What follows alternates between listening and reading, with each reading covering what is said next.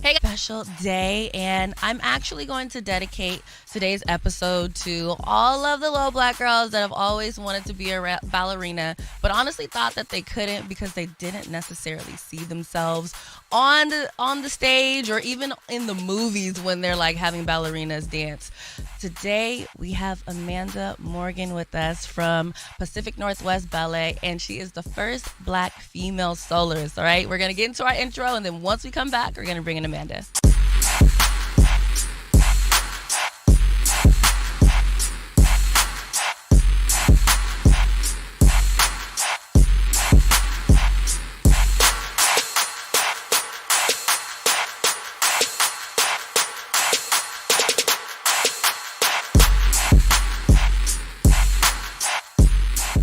Hi, Amanda.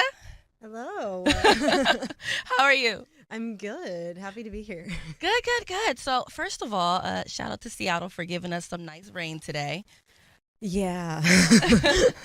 So, okay, today is actually the first day for you doing the Nutcracker, right? Yes. And we definitely don't want to hold you too long, but I want to ask you a few questions about how you became a ballerina and got your start. So, for one, you're from Tacoma, Yes. which is super dope. I didn't realize that you were from Tacoma. And I read, or not even I read, I seen on the day with Trey that you ended up kind of falling in love with dance and wanting to be a ballerina after you went to your first show. So I'm originally from Tacoma, Washington, from immigrant family. So my mom is Dominican and my dad is Puerto Rican.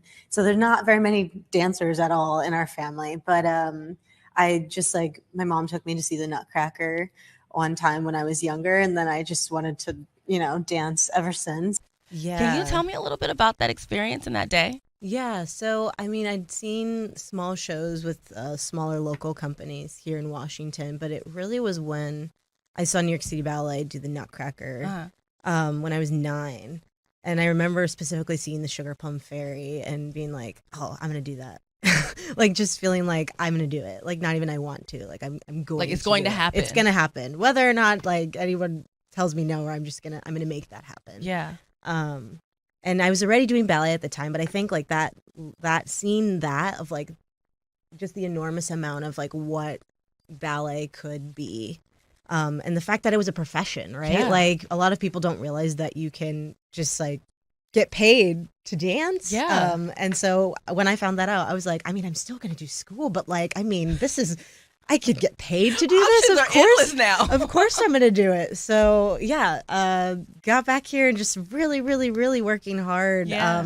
Just trying to dive into the dance, learning as much as I could, and then once I got to about 14 years old, I was like, okay, I need to go to a bigger school. I need to go somewhere that's like pretty prestigious and renowned. So everyone was like, well, Pacific Northwest Ballet is like really, really amazing. I'd never really like been exposed to them because I was in Tacoma. So Fair. even though it's close enough, it's still It's pretty still not far. that close. Yeah, it's still pretty far. At least not in a so- convenient way. yeah, so I didn't really get to see them until I had a friend that was already in the school, and she was like, "You should come audition." So I auditioned, and I got in on a full scholarship. Wow.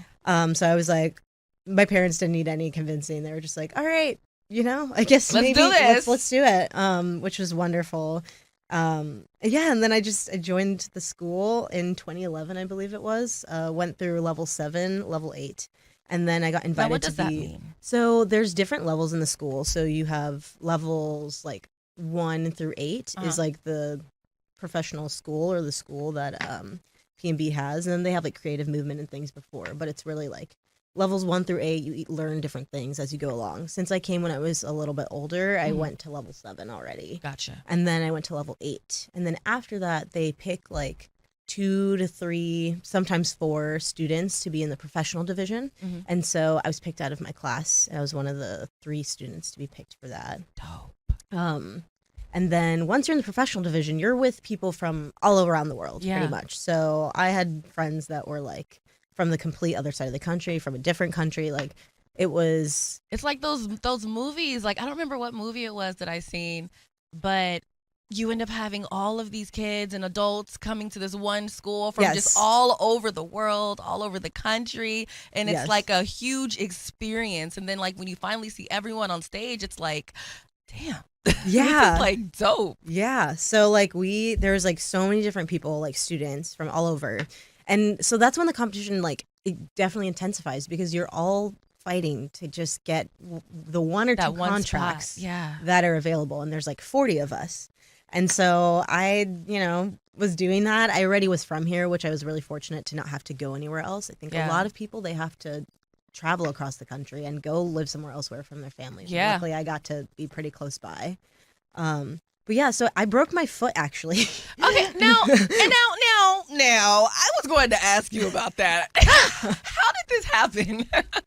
Yeah, so I was doing what we would call a double soda boss, where you jump in the air and you go around twice in a jump. Kind of like, when you see the figure skaters go up, but they go on ice. It's like doing that, but without any ice and without any skates. Okay. And you're a little supposed to less land. dangerous, at least it's supposed to be. It's pretty dangerous. Usually, I would say ballerinas don't tend to do that step as much. It's usually more the flat dancers or the men that do that step. Gotcha. But I was being a little bit of a show off, and I was very confident back then. And I went for it, and I was able to do them back then. But I went for it, and then I fell and broke my foot.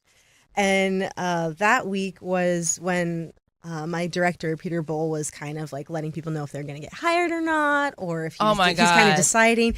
And so I showed up the next week with a big red cast up to my knee. You're like, I'm still coming though. Yeah, like I was like, I can't dance. I honestly thought I was like, this might be the end for me. Like, because a lot of times when you get injured, you miss an opportunity. Yeah. Like that's a really important time to kind of be seen.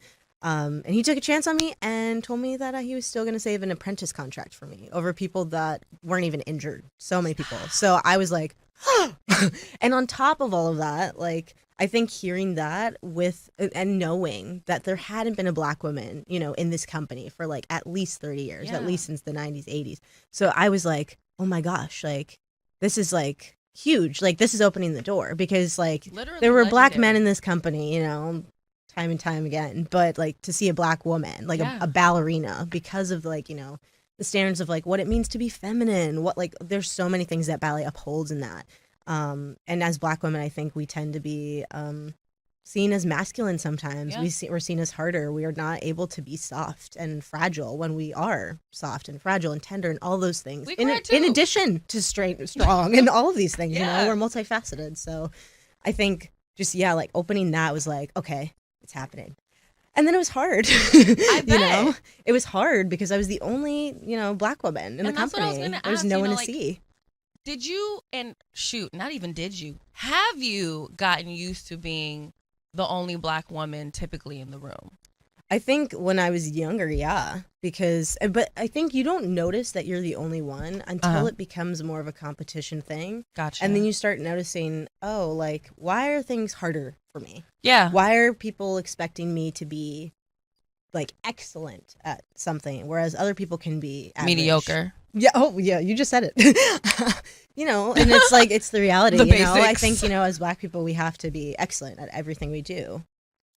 When you're the only one, because you're not just representing yourself, you're representing your whole community. Mm-hmm. And so I think, I had that enormous pressure on me when I joined the company, and I was only 19 years old, dealing with all of that, while also trying to figure out, like, how do I, like, navigate being a professional ballet dancer? Because, I'm brand new to this. And I think I navigated it pretty well because I had people in the company that were looking out for me that were older. So one person in particular, Carl Cruz, he was Afro-Cuban. So still Black, but like he really mentored me along with his wife, Lindsay Deck. They're both principal dancers. Mm-hmm. There's a few other dancers that just really like took me under their reign and was like, like you have to just like kind of separate yourself from all of that and just focus on the dance and just work really hard, because at the end of the day, like if you do that, you're going to get to where you need to go, because we all see it. Yeah. And so I think that was really the push I needed. And I think when you are the only one, it does make you kind of like, it gives you this perspective of like, okay, well, like, how do I not become the only one? Yeah, like how can I bring more people in?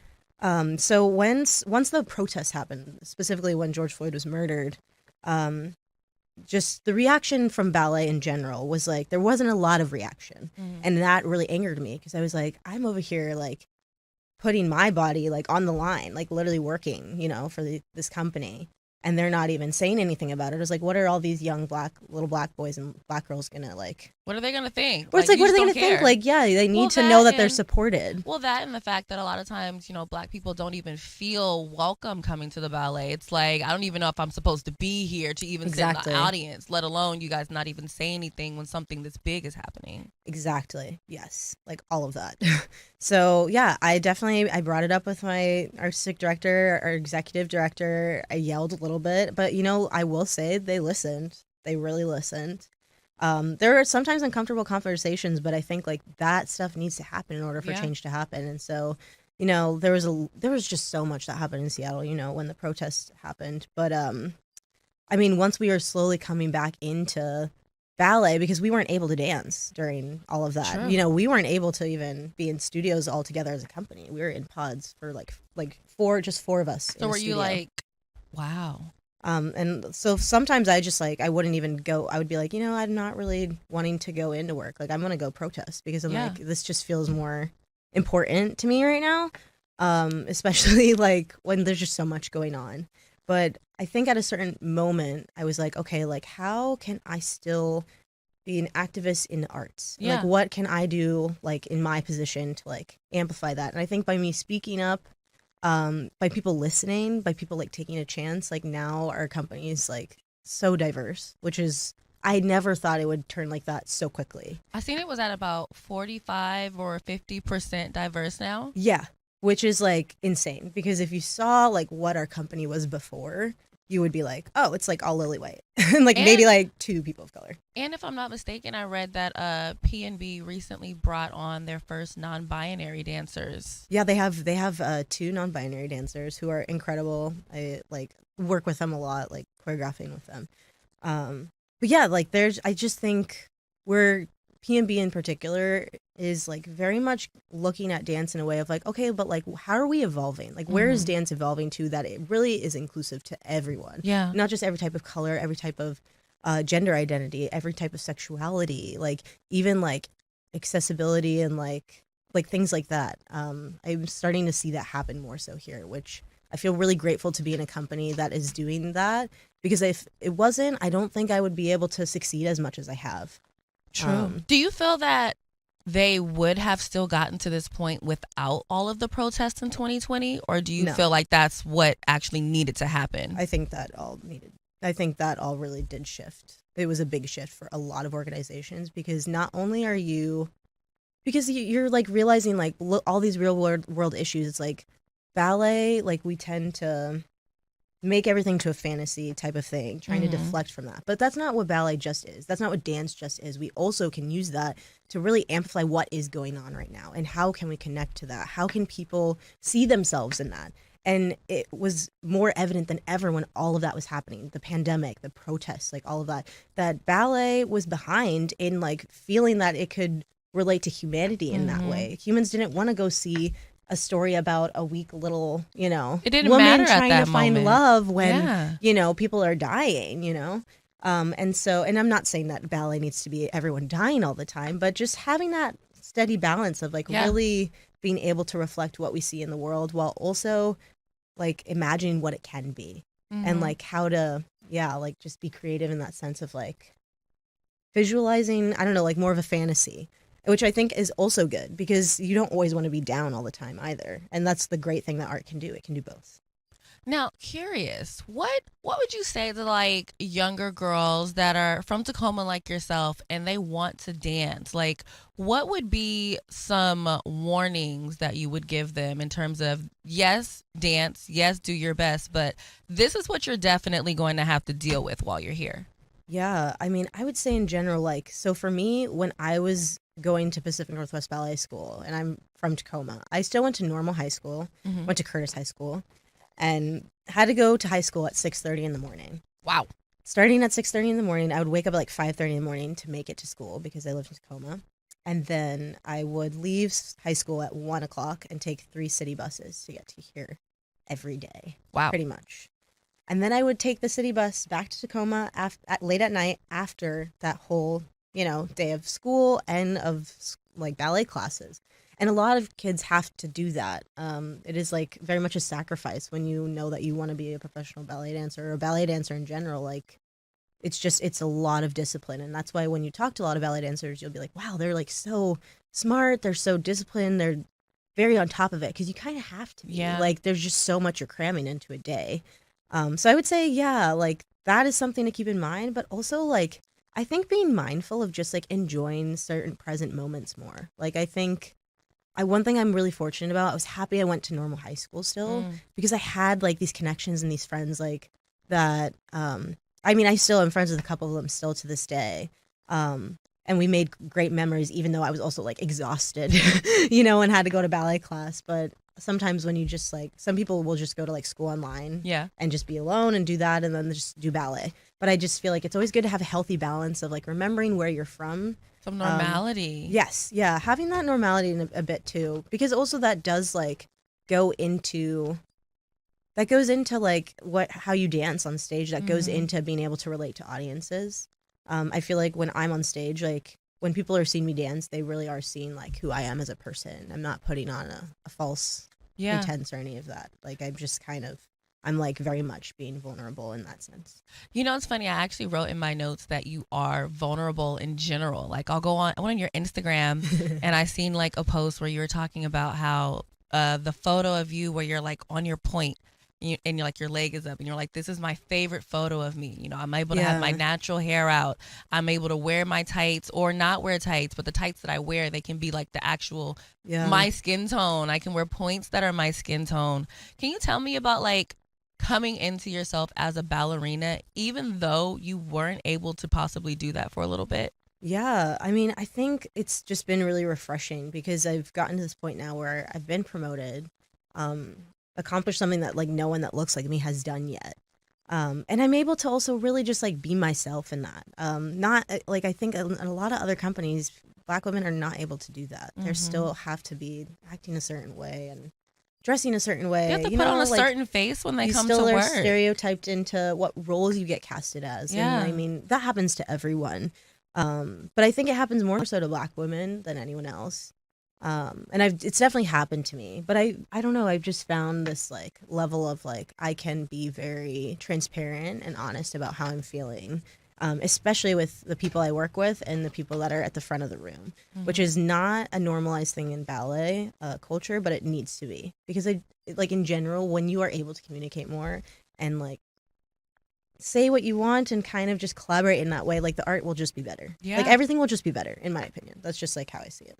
I feel like if you're not necessarily, being honest with yourself at work and in your art, I feel like you would be able to see it on stage. Yes. Like I feel like you would be probably tense on stage because you're not relaxed and maybe you're feeling away about something. It is so true. It is so true. And like, so when you like see dancers, like you can tell like when you're just so incredibly happy to be on stage. Like that's why like for the most part, whenever I'm on stage, unless I'm in pain, but I'm still good at acting in that sense. But like, I'm just so happy because at the end of the day, it is about the audience. Like as much as it is for us, like, and it feels great, like it is about that exchange between the audience and the performer, because I find that to be like the most sacred of experiences. And like, I don't know, I just see the theater and the stage as like a very sacred place. There's a lot that can happen there. It's a lot of energy that gets exchanged. It's like, I think the crowd is feeding off of your energy and what you're putting out and your emotions, but then you're also feeding off of the claps and the and the tears and the laughs that like it's literally a full on energy exchange that's happening between you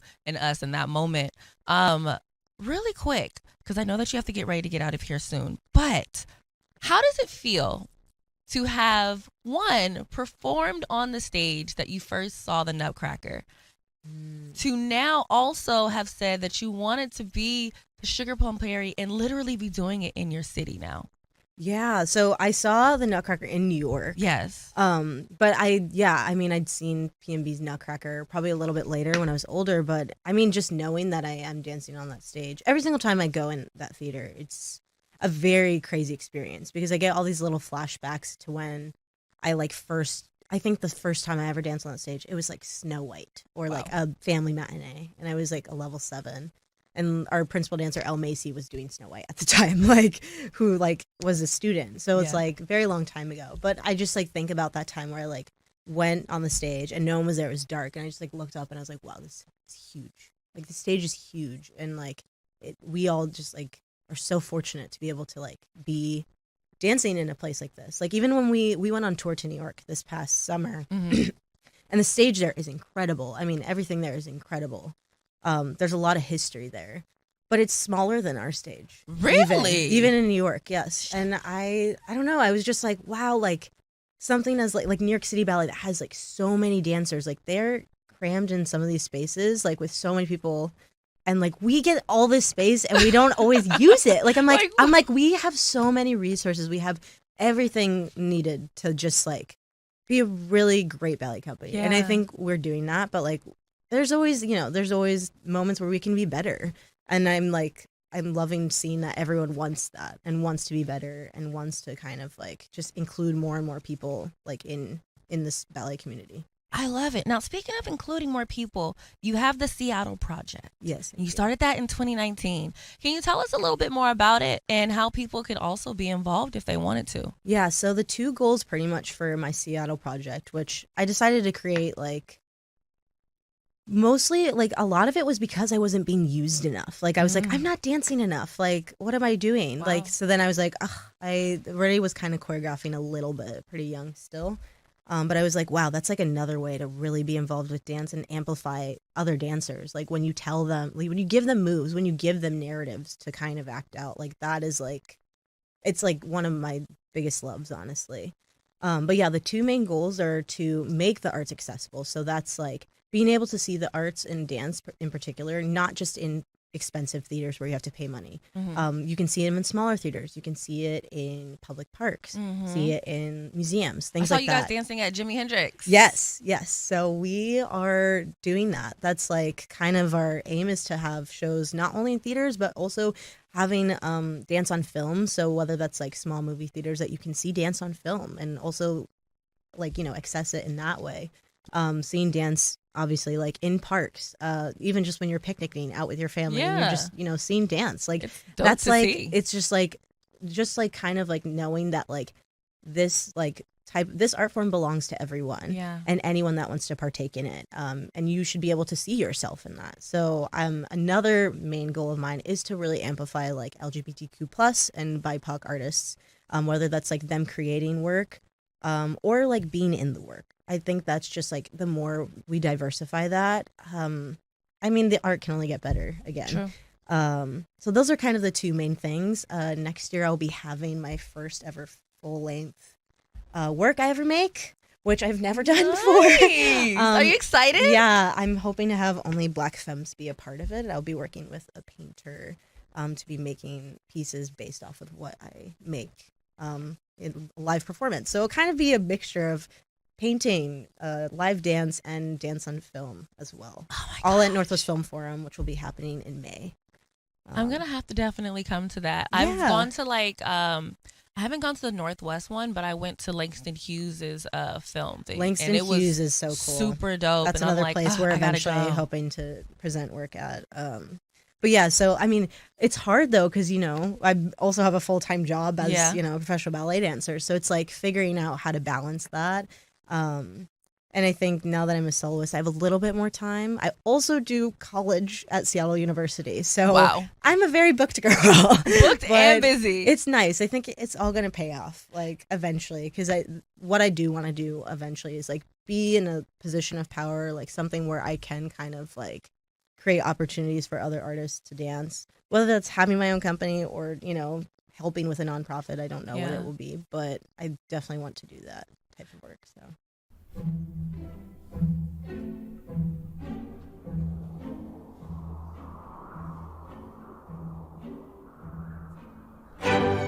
A world of wonder awaits at Pacific Northwest Ballet's The Nutcracker.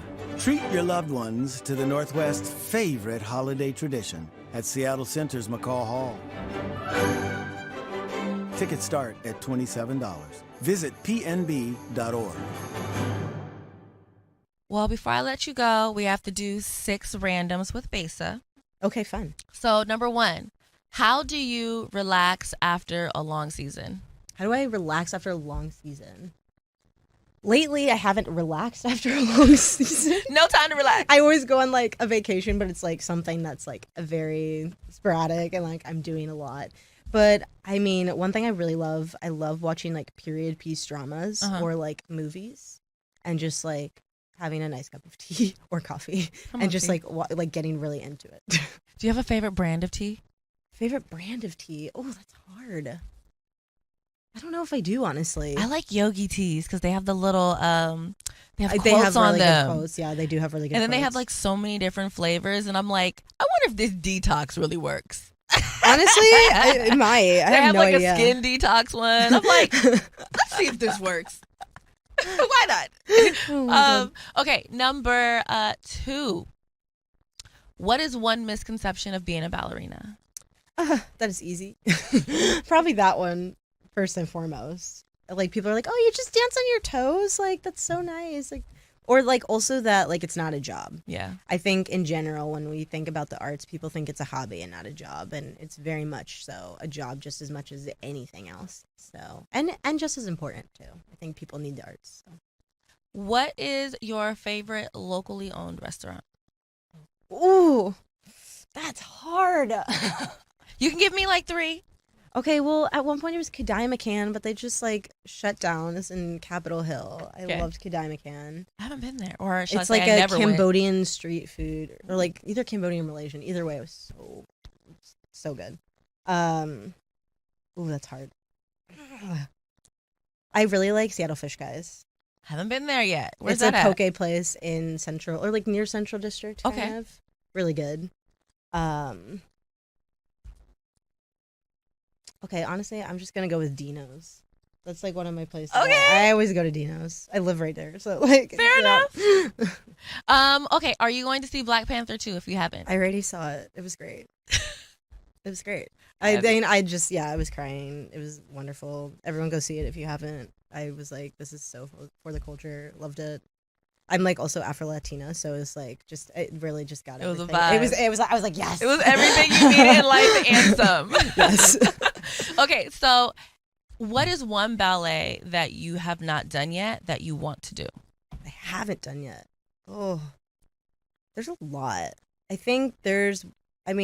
haven't done this part. I would always want to do like Kitri and Don Quixote, like something more like Spanish inspired because I'm like Dominican and Puerto Rican.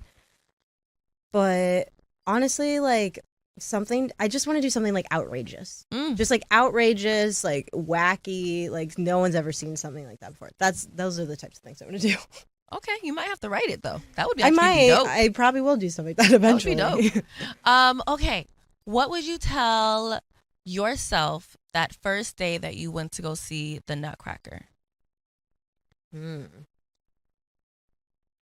Follow your intuition. You're right. You're gonna do it.